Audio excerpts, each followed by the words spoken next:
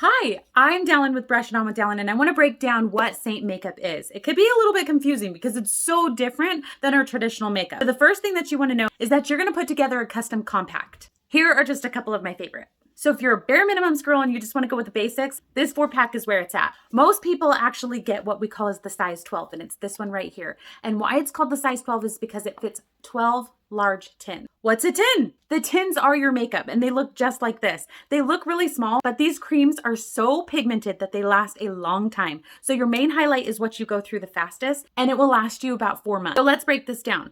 Your main highlight, your main foundation that goes all over your face, goes in your compact just like this. You can see it's magnetic, so you can put it anywhere you want. This right here is called a brightening highlight. You can see that it's about 2 shades lighter than my main highlight, and that's actually your concealer. It goes around your eyes, down the bridge of your nose, places to brighten up your face. Then you've got your contour. Now these 3 colors together act as your foundation. These 2 last about 6+ months. Then the last color for your basic 4-pack is going to be a lip and cheek color of your choice. I'll give you suggestions for this, but it's totally up to you. Okay, so even if you're just gonna start with the 4-pack, I recommend getting a bigger compact like this. Like I said, everybody loves the 12 because it gives you room to grow. You're gonna see a color that you love in the future and you're gonna be like, oh my gosh, this really stinks because I don't have any room for it. And that's why you want a bigger one. The easiest way to get started is to start with your contour. So I'm using the 3D brush right here, and what you're gonna do is you're going to tap in the contour around your forehead.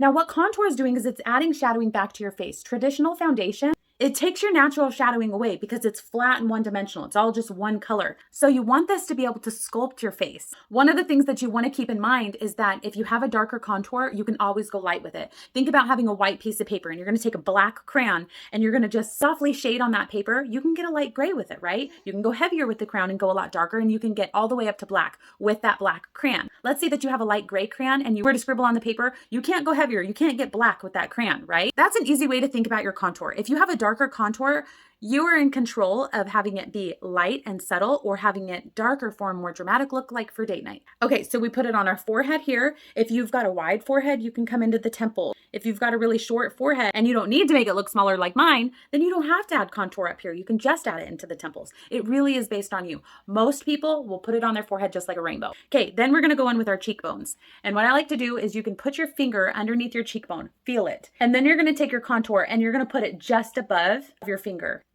And you can see that I've sculpted in a cheekbone. Then you're just gonna soften it a little bit. Do you see how that just added beautiful lift to my face? Now it does look kind of weird because I don't have any other makeup on yet, but girlfriend's got cheekbones. Okay, then the next place you're going to put it is along your jawline. Do you see how this is fuller and it's coming beneath my jawline? One of the things you wanna keep in mind is raising that contour and putting in a false jawline. Soften the contour going down so it looks like a natural shadow. Let's summarize this.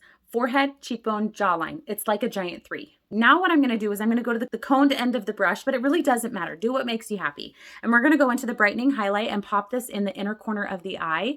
I also like to bring it down a little bit. This just adds some youthfulness. It really brightens up this part of the face and makes you look youthful and awake. Then you're gonna put it on the outer corner of the eye, and I like to go upward a little bit so that it adds lift. Okay, so can you see a difference?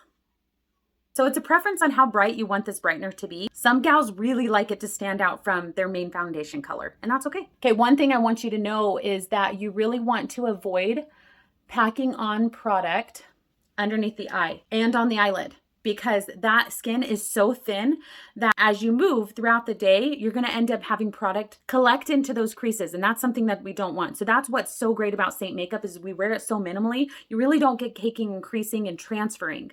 It looks and feels like your skin throughout the day. So I really try and avoid this. If you need a color corrector, let's say that you've got really dark under eyes that's shining through your brightening highlight, then you're gonna reach out to me and say, Dallin, I need a color corrector. I'm gonna tell you what that color is. You're gonna lightly tap that on just on the dark area of the eye, and then you're going to put your brightener on just like that. But we're gonna avoid layering product on, and we don't just scoop it and keep it right there because it's actually gonna accentuate it and make it look like we have bags, and we don't want that. So we've got our contour on in a giant 3. Your brightener is here, and then your main color is gonna go everywhere else. Now, when you're going into your product, you're just gonna do a teeny tiny tap. That's gonna get enough makeup to do an entire section of your face. You really should not be swiping into the makeup. If you are, you're probably picking up too much. That's one of the hardest things to get used to with the Saint makeup is how minimally you should be putting on the product. You can see that when I am applying it, I'm also using just teeny tiny taps.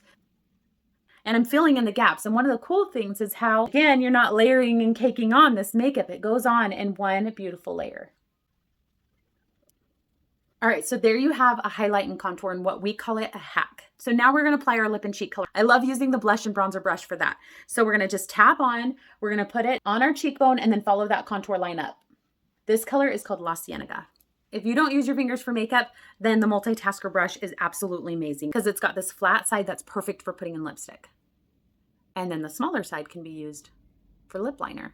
Now here's something that's really cool. When you're just going with these basic colors, this makeup is so versatile that your contour can be used to fill in your brows. It can also be used as eyeliner and lip liner. It can be used to contour your nose. It can be used as an eyeshadow. My brightening highlight, I also love to use it to prime my eyelids for eyeshadow. And then your lip and cheek color is your blush, your lipstick. It can be used as eyeshadow. And a lot of the times these can be used as color correctors for dark under eyes. There's two more tints I want to tell you about that I absolutely love. So one is our bronzer. This is Bella Bronzer. And it is like my all-time most favorite bronzer in the world. Use the blush and bronzer brush, a really fluffy brush, and you're going to tap into it. And then you're going to put this on the main parts of your face. So I always get this question, what's the difference between contour and bronzer? Contour typically has an ashy undertone and it acts as the shadows of our face. Bronzer has a warmer undertone and it's going to give you a really soft, subtle, sun-kissed look. One of my absolute favorite things about bronzer is that you can really bridge the gap between your décolletage neck area and your face. So let's say that you're really warm here. A lot of the times these don't match up. And so we'll have a lot of coloring in our neck and our faces are a lot more pale. You can use a bronzer to add that warmth so that those match up better and vice versa. So if you have really a lot of coloring in your face and this is a lot lighter, then you can take your bronzer and you can add it to your neck and give yourself some coloring there.